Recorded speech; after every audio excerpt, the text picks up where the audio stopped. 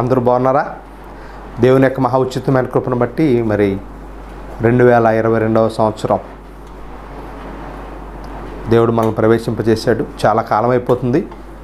మరి దేవుని కృపలో మనం అందరం సజీవులుగా ఉండి 22వ సంవత్సరంలో అడుగుపెట్టాం.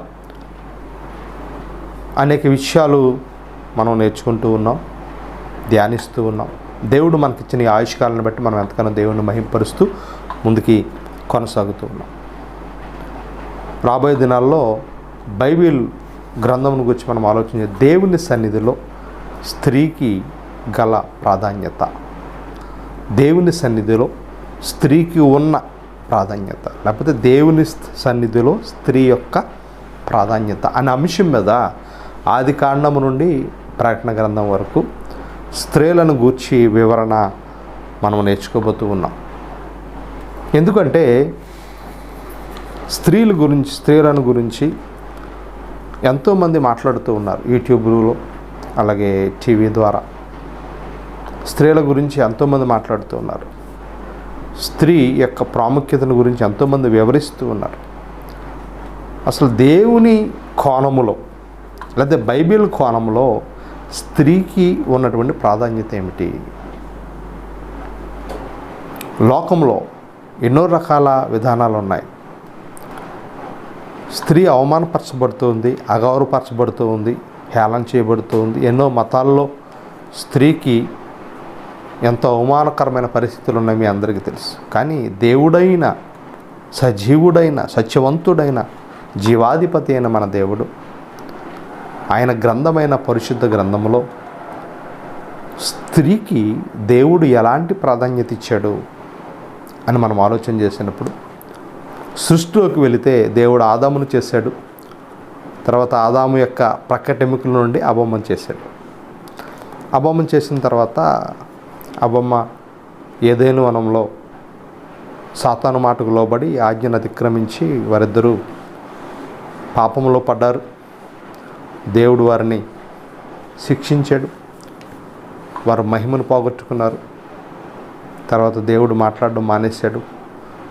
తర్వాత మనం వెళ్తే షేతునకు హెనోసు పుట్టినప్పుడు యెహోవా నామమున ప్రార్థన ప్రారంభించబడింది. ఆది కాండంలో మనకు ఉంటుంది ఆ సందర్భం. తర్వాత ఆదామవ్వలు మోసగించబడిన తర్వాత దేవుడు ఒక వాగ్దానాన్ని చేశాడు.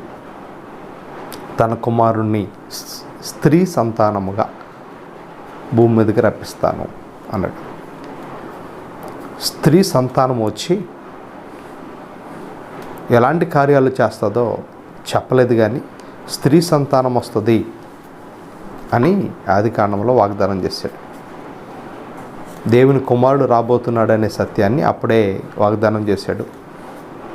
వారు ఆదాము అవ్వలు ఏదోను వనం నుండి బయటకు వచ్చేసారు. వారికి పిల్లలు పుట్టారు. తర్వాత నోవహు వచ్చాడు. నోవహు పిల్లలు జలప్రళయం. నోవహు తర్వాత నోవహు పిల్లల ద్వారా కొత్త జనరేషన్ ప్రారంభించబడింది. తర్వాత అబ్రహామును దేవుడు ఏర్పాటు చేసుకున్నాడు. అబ్రహాము ఒక వాగ్దానం ఇచ్చాడు, నీ వలన సమస్త వంశములు ఆశీర్వదించబడతాయి. భూమి యొక్క సమస్త వంశములు నీ ద్వారా అబ్రహాము ఆశీర్వదించబడతాయి అని అబ్రహామును ఏర్పాటు చేసుకుని, అబ్రహాములో నుండి ఇసాకు వచ్చి, ఇసాకులో నుండి యాకోబు వచ్చాడు, యాషా వచ్చాడు. యాకోబుకి 12 మంది పిల్లలు వచ్చారు. వారిని ఇజ్రాయేలు సంతానం అన్నారు. ఏర్పాటు చేయబడిన ప్రజలుగా వారు పిలువబడ్డారు. వారు ఐగుప్తులు బానిసత్వంగా ఉండిపోయారు, మనందరికీ తెలుసు. అప్పుడు మోషేని ఏర్పాటు చేసుకుని మోషే చెప్పాడు, మరలా నా వంటి ప్రవక్త వస్తాడు. అక్కడ ఆది కాండంలో ఆదామవ్వలకి ఇవ్వబడిన వాగ్దానము, తర్వాత అబ్రహాముకి ఇవ్వబడిన వాగ్దానం ఇక్కడ ఇజ్రాయేలు ప్రజలకు ఇచ్చాడు. ఒక ప్రవక్త వస్తాడు, మిమ్మల్ని పరిపాలన చేస్తాడు. వారు ఐగుప్తులో నుండి కానానుకు వచ్చారు. కానానుకు వచ్చిన తర్వాత అక్కడుండి వారు భ్రష్టులు అయిపోయినప్పుడు దేవుడు న్యాయాధిపతులను సిద్ధపాటు చేశాడు. న్యాయాధిపతుల కాలం అయిపోయింది, రాజుల కాలం ప్రారంభించబడింది. అప్పుడు దావీదుకు వాగ్దానం చేశాడు, నీ సంతానంలో నుండి నిత్యము పరిపాలన చేసే, యుగయుగమాలు పరిపాలన చేసే రాజు రాబోతూ ఉన్నాడు, మెస్సయ్య రాబోతున్నాడు, అభిషక్తుడు రాబోతున్నాడు అని చెప్పినప్పుడు అప్పటి నుండి రాజుల కాలం వచ్చింది. రాజుల కాలం జరుగుతూ ఉంది. ఇజ్రాయేల్ 2 భాగాలు అయిపోయారు. ఉత్తర రాజ్యము, దక్షిణ రాజ్యం అయిపోయింది. తర్వాత అశూరీయుల చెరకి ఇజ్రాయేల్ వెళ్ళిపోయారు, యూదులు మాత్రం మిగిలారు. తర్వాత కాలానికి వచ్చినప్పటికీ, క్రీస్తు పూర్వం మనం 600కి వచ్చినప్పటికీ యూదులు కూడా బబులోను చెరకు వెళ్ళిపోయారు. అప్పుడు దానియేలు ప్రవక్త గారు క్రీస్తు పూర్వం 606లో దానియేలు చెరకు వెళ్ళిపోయాడు, బబులోను చెరకు. ఆ చెరలోనే దాదాపుగా 70 సంవత్సరాలు ఇంచుమించు ఉన్నాడు అని బైబిల్ పండితులు చెబుతూ ఉన్నారు. ఆ 70 సంవత్సరాల్లో దానియేలు ద్వారా కూడా వాగ్దానం చేయబడ్డాడు. మనుష్య కుమారుడు, యుగయుగమును పరిపాలన చేయబోయే రాజు. ఇప్పుడు ప్రపంచం అంతా దానియేలు తర్వాత ప్రవక్తలు కూడా ప్రవచించారు. చివరి ప్రవక్త క్రీస్తు పూర్వం 430 వచ్చినప్పటికీ మలాకి ప్రవక్త ద్వారా ప్రవచింపబడ్డాడు. ప్రపంచాన్ని ఆలబోయే ఒక రాజు రాబోతున్నాడు, దేవుని కుమారుడు రాబోతున్నాడని ప్రవక్త అయిన మలాకి చెప్పి వెళ్ళిపోయాడు. తర్వాత దేవుడు 400 సంవత్సరాలు సైలెంట్ అయిపోయాడు. ఈ 400 సంవత్సరాలు యూదులు, ఇజ్రాయేలీలు రాబోయే మెస్సయ్య కొరకు ఎదురు చూస్తూ ఉన్నారు. ప్రవక్తలు ఎదురు చూస్తున్నారు, ప్రజలు ఎదురు చూస్తూ ఉన్నారు, రాజులు సర్వలోకం ఎదురు చూస్తూ ఉంది. మెస్సయ్య ఎక్కడ పుడతాడు, ఎలా వస్తాడు. అలా జరుగుతూ ఉన్నప్పుడు ఒకరోజు అనుకోకుండా దేవుని దూత అయిన గాబ్రియేలు 4000 సంవత్సరాల నుండి ఎదురు చూస్తూ ఉన్నటువంటి ఆ మహారక్షణ సువర్తమానము పట్టుకుని గాబ్రియేలు ఒక కన్యక దగ్గరికి వచ్చింది, ఒక పేదరాలు ఇంటికి వచ్చింది. రాజులు ఎదురు చూస్తున్నారు, గొప్పవారు ఎదురు చూస్తున్నారు, మహామహులు ఎదురు చూస్తూ ఉంటే గాబ్రియేలు ఒక పేద కన్యక దగ్గరికి వచ్చింది. లోకసువార్తలో ఆమె కనబడుతుంది. లోకసువార్త 1వ అధ్యాయము మనం చూస్తే 1వ అధ్యాయము 26వ వచనం నుండి, 6వ నెలలో గాబ్రియేలు దేవదూత గలిలయలోని నజరేతు ఊరిలోనికి దావీదు వంశస్థుడైన యోసేపునకు ఒక పురుషునికి ప్రదానము చేయబడిన కన్యక యొద్దకు దేవుని చేత పంపబడిన దేవుడు ప్రపంచానికి విలువైన వర్తమానం ఎవరి దగ్గరికి వెళ్ళింది అంటే మరియమ్మ దగ్గరికి వెళ్ళింది. యేసేపు దగ్గరికి వెళ్ళిందా? మొట్టమొదటిగా యేసేపు, నీకు ప్రదానం చేయబడిన నీ భార్యకు ఒక అద్భుతం జరగబోతుంది. ఏమిటి అద్భుతం అంటే, లోకరక్షకుడు నీకు ప్రదానం చేయబడిన కన్యక ద్వారా రాబోతున్నాడు అని మొట్టమొదటి పురుషుడైన యేసేపు దగ్గరికి రాలేదు. లేకపోతే మరియమ్మకు ప్రదానం మరియమ్మ తల్లిదండ్రులు లేకపోతే కనీసం వాళ్ళ ఇంట్లో ఎవరొక పురుషులు ఉంటారు, పెద్దలు ఉంటారు, వాళ్ళకి దగ్గరికి కూడా వర్తమానం రాలేదు. ఒక పేద కన్యక, ఒక స్త్రీ, అభాగ్యురాలు, నిస్సహాయురాలు. ఆవిడ నిస్సహాయురాలని కింద వచనాలు చదివితే మనకు అది ఆమె దగ్గరకు ప్రపంచాన్ని మార్చబోయే వర్తమానం వచ్చిందండి. స్త్రీ దగ్గరకు వచ్చింది. ప్రపంచాన్ని మార్చబోయే వర్తమానము, ప్రపంచాన్ని ఏలబోయే రాజును గూర్చిన వర్తమానము ఒక పేదరాలైన మరియ దగ్గరికి దేవుడు పంపించాడు. అంటే దేవుడు స్త్రీకి ఏ స్థానం ఇచ్చాడో, ఏ పురుషులకి చెప్పబడలేదు ఈ వర్తమానము. పేదరాలైన స్త్రీ వద్దకు వచ్చింది మొట్టమొదటిగా ఈ వర్తమానం. తర్వాత ఇదే వర్తమానం రెండవదిగా మరలా ఎవరి దగ్గరికి వెళ్ళింది అంటే, రెండవదిగా కూడా మరలా స్త్రీ దగ్గరికి వెళ్ళింది. లోకాసువార్త 1వ అధ్యాయము 39వ వచనం, ఆ దినముల యందు మరియ లేచి యూదా ప్రదేశంలోనికి కొండసీమలోనున్న ఊరికి త్వరగా వెళ్ళింది. ఈ వర్తమానాన్ని పట్టుకుని మరియ జకరియా ఇంటిలోకి ప్రవేశించింది. ప్రవేశించి ఎలిజబెతునకు వందనము చేసెను. వందన వచనము వినగానే అప్పటికి గర్భవతి అయిన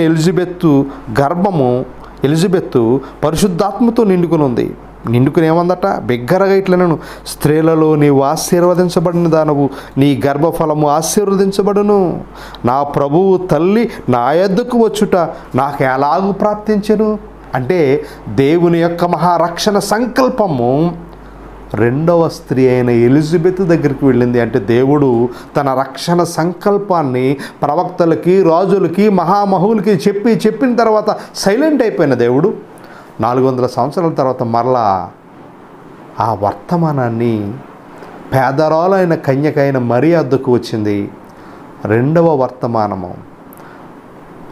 వర్తమానం ఎవరి దగ్గరికి వచ్చింది అంటే ఎలిజబెత్ దగ్గరికి వచ్చింది. తర్వాత ఈ విషయం యేసోబుకు తెలిసింది. యేసోబు రహస్యంగా విడవాలనుకున్నాడు. అప్పుడు వెళ్ళింది.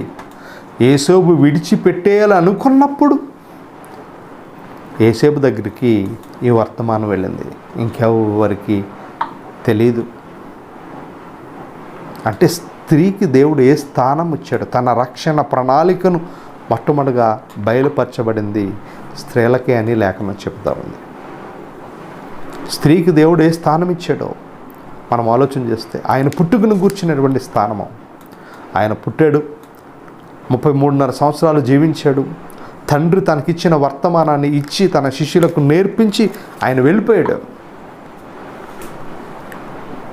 శిలువకు అప్పగించబడ్డాడు, చనిపోయాడు. ఆయన చెప్పాడు, నేను చనిపోయి మరలా తిరిగి లేస్తానరా, మీరు కంగారు పడకండి. ఒక రాజ్యాన్ని నేను స్థాపించబోతున్నాను, ఆ రాజ్యాన్ని మీరు ప్రకటించాలి, ఆ రాజ్యంలోకి అనేకులను చేర్చాలని తన శిష్యులతో చెప్పి చనిపోయాడు. ఆయన చనిపోయిన తర్వాత సమాధి చేయబడ్డాడు. ఇప్పుడు ఆయన శిష్యులందరూ ఎదురు చూస్తున్నారు. ఆయన తిరిగి లేస్తాడని చెప్పాడు. లేస్తాడా లేవడా? ఆ సందర్భాన్ని మనం చూస్తే యోహాను సువార్త 20వ అధ్యాయము 1వ వచనం నుంచి మీరు జాగ్రత్తగా చదివితే, ఆదివారం ఇంకొను చీకటిగా ఉన్నప్పుడు మగ్దలేనే మరియ పెందలకడనే సమాధి వద్దకు వచ్చి సమాధి మీద ఉండి రాతి తీసియుండుట చూసి అంతట సీమోను పేతురు అతని వెంబడ వచ్చి సమాధిలో ప్రవేశించి నారబట్టలు పడిండుటయు ఆయన తల రుమాలు నారబట్టలు ఉండక వేరుగా ఒకచోట చుట్టియుండుటయు చూచెను. అప్పుడు మొదట సమాధి వద్దకు వచ్చిన ఆ శిష్యులు లోపలికి వెళ్ళిపోయి చూసి నమ్మాను. ఆయన మృతుల నుండి లేచుట అగత్యమని లేఖనం వారింకనూ గ్రహింపలేదు. అంతటా ఆ శిష్యులు తిరిగి తమ వారి యొద్దకు వెళ్ళిపోయారు. ఇక్కడ యేసుప్రభు తిరిగి లేచాడు, సమాధి తెరవబడింది, శిష్యులు వచ్చారు. ముందు మగ్దలేనే మరియ వచ్చింది, చూసింది. తర్వాత పేతురు, యోహాను వచ్చారు, చూశారు, వెళ్ళిపోయారు వాళ్ళు. యేసుప్రభు లేచాడా, ఏమయ్యాడు? వాళ్ళకి ఎన్నో అనుమానాలు ఉన్నాయి. నిజంగా ప్రభు లేచాడా? ఎన్నో అనుమానాలతో వారు హృదయం నిండిపోయింది. అక్కడ ఉండక భయం వేసింది వాళ్ళకి. ఆ పేతురు, యోహాను ఉండకుండా వీళ్ళు రహస్యంగా ఒక చోట దాక్కున్నారు. అక్కడికి వెళ్ళిపోయారు, ఆ గదిలోకి వెళ్ళిపోయారు. మగ్దలేనే మరి అక్కడే ఉండిపోయింది. అలాంటి సందర్భంలో ఉండిపోయి ఏం జరిగిందయ్యా అంటే, జాగ్రత్తగా మనం చూస్తే 11వ వచనం, అయితే మరియ సమాధి బయట నిలచి ఏడ్చుచుండెను. ఇప్పుడు పేతురు, యోహానులు వచ్చారు, వాళ్ళు నిలబడలేదు, చూశారు. ఓహో, యేసుప్రభు లేచాడా, లేగలేదో నమ్మారు. మొత్తం మీద యేసుప్రభు లేచాడు, వెళ్ళిపోయారు వాళ్ళు. కానీ మరియ మాత్రం అక్కడే ఉందట. మగ్దలేని మరియ. ఈ మగ్దలేని మరియ ఎవరో, ఆమెను గూర్చి చరిత్ర రాబోయే దినాల్లో మనం నేర్చుకుందాం. మగ్దలేని మరియ యొక్క చరిత్ర చాలా గొప్పది. ఆమెను గూర్చి విషయాలు బైబిల్లో ఏమేమి చెప్పబడ్డాయో, అద్భుతమైన సత్యాలు రాబోయే దినాల్లో మనం నేర్చుకుందాం. ఇక్కడ ఆమె ఏడుస్తూ ఉన్నప్పుడు జరిగిన సందర్భాన్ని చూస్తే 2 దేవదూతలు వచ్చారు. ఎందుకు ఏడుస్తున్నావు, ఆయన ఇక్కడ లేడు అని చెప్పాడు. మీకు వాగ్దానం చేశాడు కదా, ఆయన చెప్పాడు కదా, ఆయన లేడు, ఇక్కడ వెళ్ళిపోయాడు అని చెప్పి మనం ఆలోచన చేసినప్పుడు, జాగ్రత్తగా మాటలు మనం గమనించినప్పుడు, దేవుని బిడ్డలారా, జరిగిన సందర్భం. 13వ వచనం, వారు అమ్మా ఎందుకు ఏడ్చుచున్నావని ఆమెను అడగగా ఆమె నా ప్రభువుని ఎవరో ఎత్తుకుపోయిరి, ఆయన ఎక్కడ ఉంచిరో నాకు తెలియదని చెప్పాను. ఆమె ఈ మాట చెప్పి వెనక తట్టు తిరిగి యేసు నిలిచి ఉండుట చూచెను కానీ ఆయన యేసు అని గుర్తుపట్టలేదు. అంటే యేసు ప్రభు అదే తోటలో ఉన్నాడు, ఆ సమాధి ఉన్న తోటలోనే ఉన్నాడు. ఆ సమాధి ఎవరిది అంటే అరిమతయి యేసోబు, ఆయన ఒక ధనవంతుడు. అతని కొరకు తెరిపించబడిన సమాధిలో ప్రభువుని పెట్టారు. అది పెద్ద తోట. దాని గురించి కూడా మనం రాబోయే దినాల్లో నేర్చుకోవచ్చు. ఆ సమాధి తోటలో ప్రభు ఉన్నాడు, కానీ ఎవరు కనబడలేదు. పేతురు వచ్చాడు, కనబడలేదు. యోహాను వచ్చాడు, కనబడలేదు ఆయన. కానీ ఇక్కడ మరీకు కనబడ్డాడు ఆయన. కనబడగానే ఆమె కూడా గుర్తించలేకపోయింది. అక్కడ జరిగినటువంటి మాట మనం చూసినప్పుడు 15వ వచనం, యేసు అమ్మా ఎందుకు ఏడ్చుచున్నావని ఎవరిని వెతుకుచున్నావని ఆమెను అడుగగా ఆయన తోటమాలి అనుకుని, అయ్యా నీవు ఆయనను మోసుకుని పోయిన యెడల ఆయనను ఎక్కడున్నాడో ఉంచాడు, ఆయన చనిపోయాడు, ఆయన శవాన్ని ఎవరో మోసుకెళ్ళిపోయారు అని అనుకుంటూ ఉంది ఈ మగ్దలేనే మరియ. జాగ్రత్తగా మనం ఆలోచన చేసినప్పుడు దేవుని బిడ్డలారా, అలాగ అడిగినప్పుడు 16వ వచనంలో అంటాడు, యేసు ఆమెను చూసి మరియా అని పిలిచి ఆమె వైపు తిరిగి పిలిచాను. ఆ మాటకు బోధకుడా అని అర్థము.